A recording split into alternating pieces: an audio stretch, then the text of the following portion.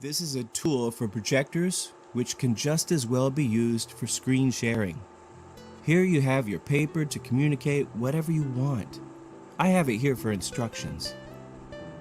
Let's go to the Set tab.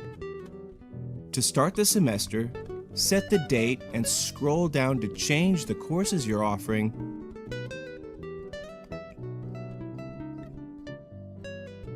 and set the rubric for each course. If you have a different attendance policy, you're free to change these values. You can copy and paste the ID and name of your students. Some students drop during the semester, so if you want to remove their names, be sure to right-click to clear contents.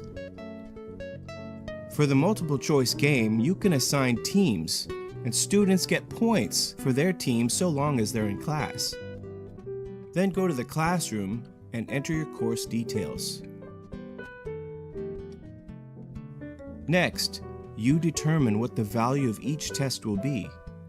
That's also true for the assignments. The total is calculated automatically. Next, participation. The highest value is already entered here, and that team has 100% for participation. Unfortunately, Brian was absent for a couple of days. Participation points are based on attendance. Students are always interested in how well they did on the midterm exam. You have the option of showing them individually. The above header tells you how many students fall in what range.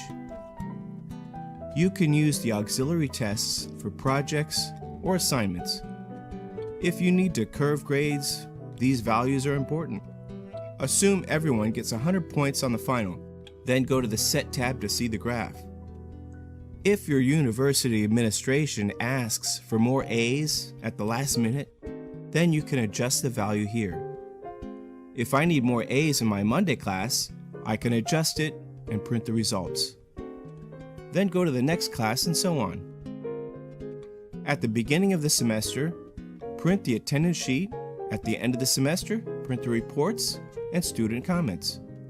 The margins are formatted for one page to fit on a sheet of paper. You may need to check your format settings. Next, the game. Enter whatever questions you like. You have the option of using the database to filter the categories and difficulty you want. Copy the questions and you'll see the number of choices you get is half. So just paste the questions underneath and you're good to go. You need at least 4 answers for all the choices to work.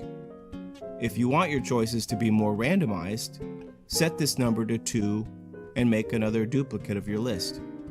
It works best with longer lists. There is a generous amount of questions you can make.